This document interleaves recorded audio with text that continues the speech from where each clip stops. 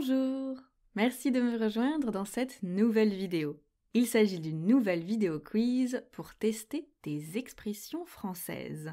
Tu en as sûrement déjà entendu plein, parce qu'en français on en utilise beaucoup des expressions. Parfois il y en a qui existent dans d'autres langues, donc qui sont faciles à comprendre, et parfois il y en a qui semblent presque absurdes si on ne les connaît pas. Donc ce que je te propose de faire aujourd'hui, c'est d'essayer de te tester pour voir si tu connais certaines de ces expressions, et si ce n'est pas le cas, pour que tu puisses les apprendre. Le fonctionnement est très simple. On va te proposer 5 questions, avec différents éléments de réponse. Tu auras un petit peu de temps pour réfléchir, pour donner ta réponse, et puis je te donnerai la réponse correcte, ainsi bien sûr que quelques explications si besoin. Pour être sûr de tirer le maximum de cette vidéo, nous avons créé pour toi une fiche PDF qui reprend les 5 questions que nous allons voir, avec les réponses et les explications. On te propose même 5 questions supplémentaires pour être sûr que tu as bien compris. Pour aller un petit peu plus loin, n'oublie pas de télécharger cette fiche PDF. Mais avant d'y jeter un coup d'œil, commençons par le quiz. On y va ? C'est parti. Première question. Après une soirée un peu trop alcoolisée, on peut dire qu'on a une brique sur la tête, la face dans le brouillard, la tête dans le guidon ou la gueule de bois.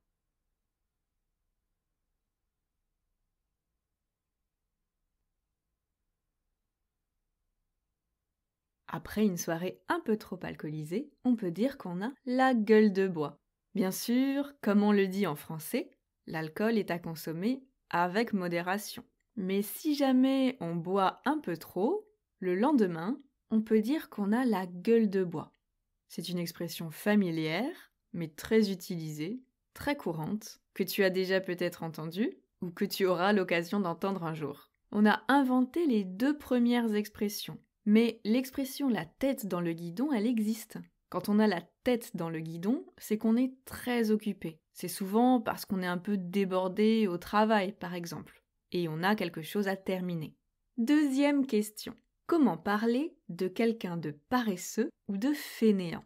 Est-ce qu'on dirait « il est comme un coq en pâte », « il a un poil dans la main », « c'est une tête de linotte » ou bien « il a le cafard ».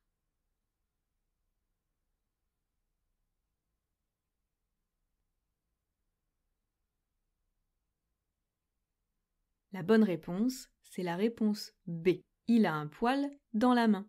Il ne s'agit bien sûr pas d'une façon grossière ni même méchante de s'exprimer. Mais si tu trouves que quelqu'un ne fait pas beaucoup d'efforts, tu peux dire qu'il a un poil dans la main.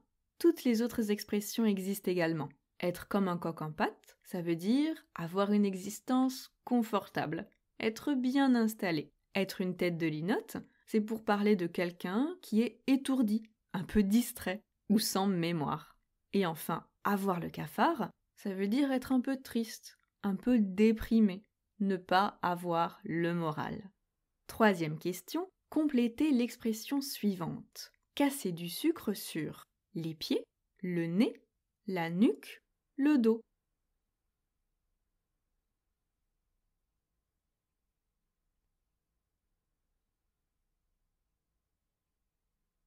La bonne réponse, c'est la réponse D.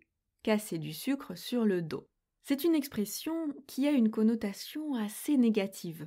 On l'utilise pour dire qu'on parle mal d'une personne alors qu'elle n'est pas là. C'est un peu comme parler dans le dos de quelqu'un, mais pour parler de cette personne en particulier. On ne parle pas de quelqu'un d'autre. Donc tu imagines bien que ce n'est pas une expression très sympa. Quatrième question, laquelle de ces expressions n'existe pas en français? Est-ce que c'est être une vraie rose, avoir une peur bleue, être rouge de honte ou avoir le feu vert?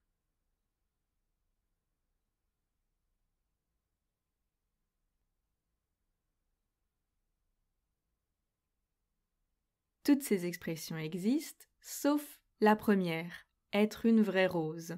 Les 3 autres expressions colorées, elles existent. Avoir une peur bleue, ça veut dire ressentir un sentiment de peur vraiment intense. Être rouge de honte, c'est lorsqu'on ressent un sentiment de gêne, on est embarrassé. Et tu sais, souvent on a une sensation de chaleur au niveau des joues. elles deviennent toutes rouges.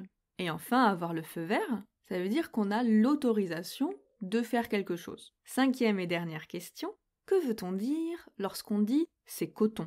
Est-ce qu'on veut dire « c'est confortable et agréable » ? C'est vraiment incroyable ? C'est difficile et pénible ? Ou c'est très joli ?